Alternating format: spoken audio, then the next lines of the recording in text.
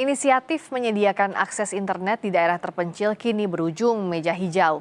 Yogi Gilang Arya Setia, warga Sikakap Kepulauan Mentawai didakwa menyelenggarakan jasa telekomunikasi tanpa izin setelah memanfaatkan Starlink untuk menyalurkan layanan internet kepada masyarakat. Di satu sisi, undang-undang mewajibkan setiap penyelenggara jasa telekomunikasi memiliki izin resmi. Lalu apakah kasus ini murni pelanggaran hukum atau justru menjadi potret belum meratanya akses internet di daerah 3T? Dan sudahkah proses penegakan hukum dalam perkara ini berjalan secara tepat? Kita akan bahas bersama Khairul Anam, Komisioner Kompolnas, juga Romi Martianus, kuasa hukum Yogi Gilang, terdakwa kasus telekomunikasi. Selamat malam Pak Romi, Mas Anam. Selamat malam semuanya, sehat selalu. Terima kasih sudah hadir. Saya ke Mas Romi dulu. Kalau penangguhan penahanan sejauh ini bagaimana progresnya dalam kasus ini, Mas Romi? Penangguhan penahanan kemarin kata majelis hakim itu akan dijawab secara tertulis, Mbak, di dalam persidangan. Seperti itu. Mungkin kita menunggu pada 7 September besok.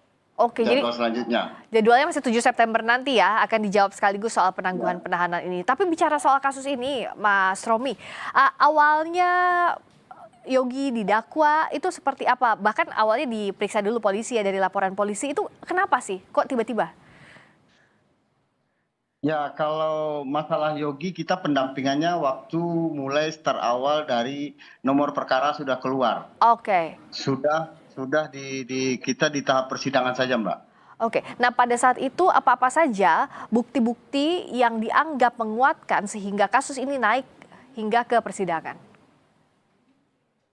Kalau di dalam dakwaan, kita cuma melihat bukti-buktinya ialah dari keterangan masyarakat. Terus barang bukti yang disita oleh polisi dengan jumlah voucher dan alat-alat Starlinknya Yogi itu. Voucher itu maksudnya gimana, Mas? Voucher itu maksudnya voucher gimana? Penjualan voucher, Mbak. Penjualan voucher. Jadi Yogi ini kan di mana di sekolah atau di mana ditaruh di puskesmas. Jadi masyarakat yang ingin menggunakan wifi-nya dia ini dijual lah voucher-vouchernya gitu. Dengan voucher-voucher apa. Jadi saya rasa satu lagi mungkin menjadi alat bukti dari polisi ini keterangan ahli ini. Keterangan ahli kalau dalam berkas yang kita pelajari.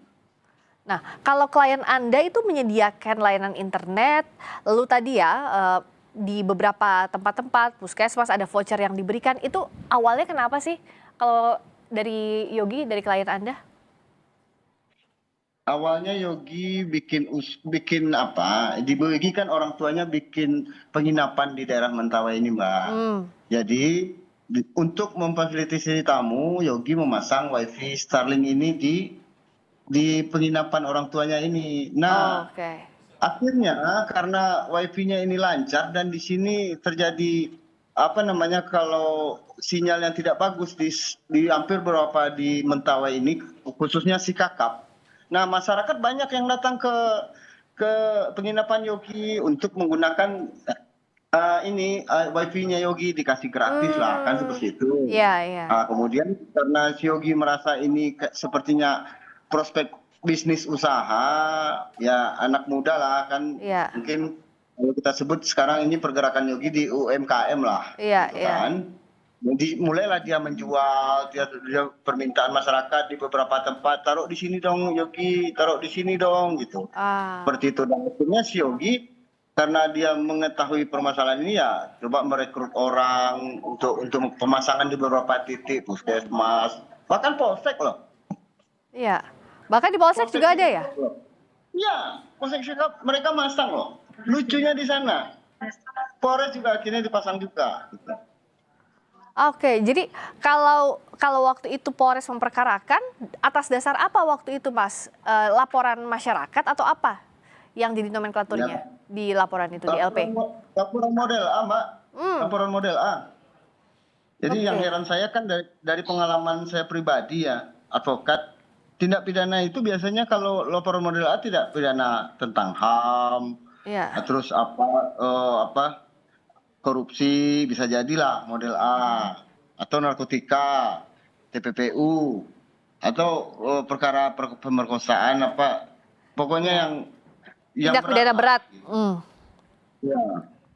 Nah, kalau Mas Anam melihatnya bahkan laporan model A yang dibuat sendiri itu ya oleh anggota Polri, apakah kasus ini layak diproses secara pidana atau justru seperti pernyataan Mas Romi sebelumnya yang kami kutip bahwa ini sebenarnya ranahnya administratif bukan masuk ke pidana, Mas Anam? Yang pertama-tama kita memang harus menghormati proses yang sedang berlangsung. Ya, artinya tanpa mengurangi kehormatan kita terhadap proses yang sedang berlangsung, ada beberapa hal yang penting. Yang pertama memang kita harus tahu bahwa sekarang itu yang namanya akses internet itu bagian dari hak yang dalam banyak konteks di dunia ini menjadi hak yang juga mendasar. Dia sama artinya dengan hak informasi, hak untuk mengembangkan diri dan sebagainya. Sehingga memang itu menjadi kewajiban negara. Nah, dalam konteks ini ya kalau ada sinyal yang susah di bagian luar atau perbatasan atau pulau terluar dan sebagainya, ya harusnya memang ini menjadi satu perhatian pemerintah. Nah, kalau ada inisiatif dari masyarakat harusnya dihormati. Ya. Itu yang pertama. Yang kedua, kita harus juga tahu bahwa hukum pidana itu, rezim hukum pidana saat ini dengan KUHP baru sebenarnya mencari jalan-jalan keluar. Tidak semua kasus dibawa ke ranah pengadilan.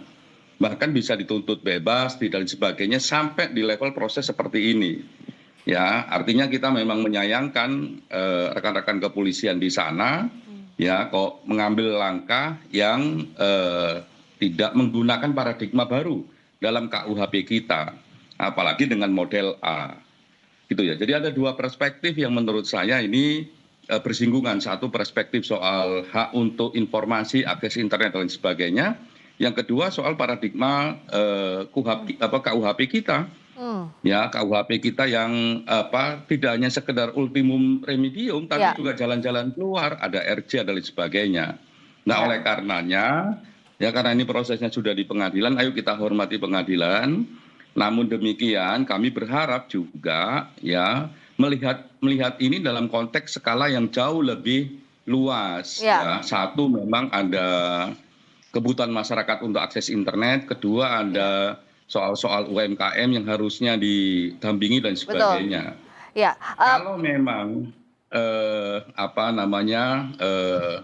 terdakwa ini sekarang ini kekurangan administrasi lah, ya didampingi lah gitu loh, didampingi, dipulihkan sebagai satu usaha yang basisnya UMKM, tidak malah di proses pidana begini. Kami masih membahas terkait dengan kasus di Mentawai, warga bernama Yogi yang dipidanakan karena menyediakan layanan internet di sana karena dianggap tidak memiliki izin. Masih bersama dengan Khairul Anam, Komisioner Kompolnas, dan Romi Martianus, kuasa hukum Yogi Gilang, terdakwa kasus telekomunikasi.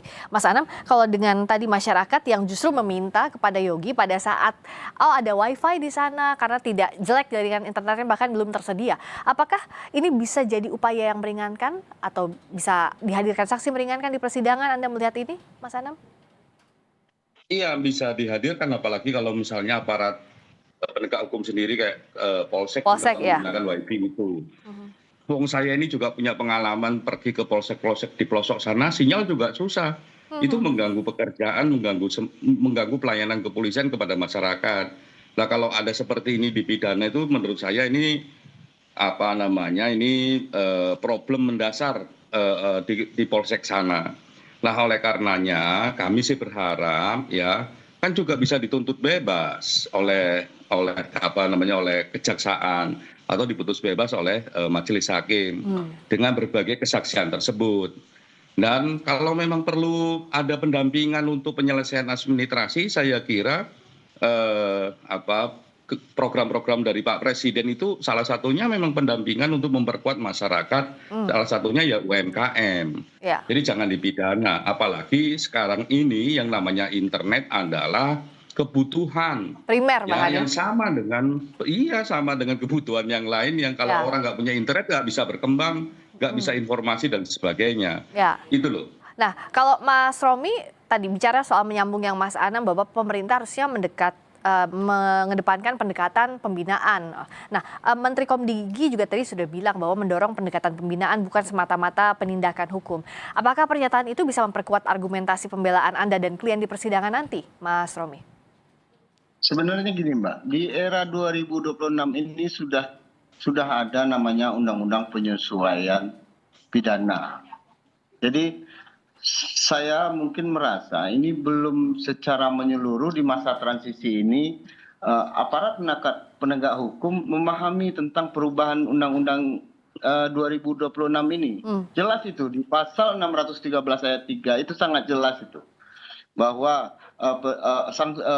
untuk tindak pidana yang undang-undang yang khusus bersifat administratif tapi bersanksi pidana itu sanksi pidananya harus didahulukan dulu sanksi administrasinya. Nah, makanya saya lucu dalam perkara ini, saya melihat pertama model A. Model A itu ini biasanya dalam praktek saya ini adalah tindak pidana berat loh. Ya, oke. Nah, ketika korupsi bukan seperti itu. Makanya saya bilang ini memang ganjilnya seperti ini. Yang pertama, yang kedua pemahaman ini 2026 ini yang pasal 613 itu kan mengatur banyak sisi undang-undang khusus di luar KUHP. Di luar KUHP hanya cuma 5 itu yang harus kita tunduk dengan aturan pidana. Tapi selain itu undang-undang khusus di luar KUHP itu berlaku administratif bersanksi pidana. Seperti itu. Nah, selain penangguhan penahanan yang masih ditunggu 7 September, apa yang Anda sudah siapkan sebenarnya untuk mengcounter dari sisi legal maupun agar ini tidak dipidanakan kasus ini, Mas Romi? Meskipun sudah masuk ke persidangan ya saat ini. Terima kasih Mbak. Jadi begini, kemarin di persidangan kita secara resmi minta DSNT, pemeriksaan setempat, dan beberapa perkara pidana itu dilakukan. Di Sumatera Barat saya juga pernah tahu itu, dan saya pernah memintakan juga di pidana pilkada kemarin, saya minta majelis hakim untuk DSNT, pemeriksaan setempat. Ayolah kita ke Mentawai, majelis hakim, coba lihat di sana. Apa sih, kenapa izin dipermasalahkan di sebuah pulau kecil di tengah laut loh. Dan Yogi dipenjara karena itu. Makanya saya minta kemarin majelis hakim secara resmi di persidangan kita minta DSNT, pemeriksaan setempat. Ayo ke sana. Dan hari ini saya berada di Mentawai dan saya telah mencek semua tempat Mentawai. Inilah fakta persidangan yang akan kita buat nanti. Bagaimana benar-benar tidak ada sinyal saya naik motor, sambung sama kapal, naik motor pakai kapal, naik perahu. Ini realnya seperti ini loh. Ini fakta persidangan yang kayak kita bongkar nanti di persidangan. Walaupun berupa alat elektronik. Dan sekarang di si Kakap khususnya tidak ada internet lagi berarti setelah kasus ini dinaikkan, Mas Romi? Ada Mbak, ini masih ada, punya Yogi masih ada. Jadi masih? Kita itu beberapa lah. Masyarakat tetap memakai. Tetap memakai. Dan perizinan Yogi pun sudah sampai beberapa tahap. Itu disampaikan loh sama Bupati. Oke, sudah sampai? Bukan dia tidak ada izin. Siapa bilang dia tidak ada izin? Cuman alasannya saksi ahli dari jaksa ketika berkas kita lihat itu dia menyatakan bahwa izin Yogi tidak lengkap. Ini di mana? Jadi izin itu sedang berproses, tidak lengkap, tapi malah malah masuk ranah pidana. Mas Anam, ya kalau selain teknis persidangan dan izin, kalau kita pakai logika awam saja, apakah artinya kalau masyarakat butuh internet, sementara ini adalah kewajiban dari pemerintah, kewajiban negara untuk menghadirkan di daerah 3T sebagai sebagai kebutuhan yang primer, ini dianggap salah dari awal, harus dipidanakan? Perlukah masyarakat ya pasrah gitu aja gitu, tidak mendapatkan akses internet dengan baik daripada dipidana? Kan tentu bukan logika ini kan yang harusnya dilakukan sekarang, Mas Anam. Iya, saya kira memang kita harus bijak secara menyeluruh ya. Kalau memang daerah 3T ada masyarakat yang memiliki inisiatif untuk menyambungkan itu dengan berbagai perangkatnya, ya harusnya didukung. Ya kalau nggak bisa mendukung peralatan ya minimal didukung dengan administratifnya. Nah jangan dipidana. Dan ini persoalan serius. Nah bagaimana jalan keluarnya? Ya saya harap rekan-rekan jaksa maupun rekan-rekan hakim dalam persidangan ini bisa bijak, ya juga bisa dituntut bebas kok, dituntut ada RJ di selama proses Justice kayak masih ini ada juga ya. memungkinkan. Itu artinya ayo kita dudukkan bahwa ini menjawab kebutuhan masyarakat gitu loh. Kalau ada problem misalnya kelengkapan berkas administratif, ya didampingi, jangan dipidana. Dan saya kira dengan polisi yang dengan model A, saya kira itu langkah yang kurang tepat. Dan saya luruskan juga model A itu bukan soal kasus berat. Kasus apapun bisa model A, asalkan memang tidak ada yang melakukan pengaduan. Tapi apapun itu, ya langkah dari rekan kepolisian dengan model A kayak begini menurut saya nggak tepat. Nggak bisa melihat konteks besarnya. Ini kebutuhan masyarakat saat ini. Sama dengan kebutuhan air, sama dengan kebutuhan listrik, internet itu. Kalau negara kita mau berkembang, ya internetnya dijawab. Nah, kalau ada orang yang bisa menjawab, ya harus didampingi.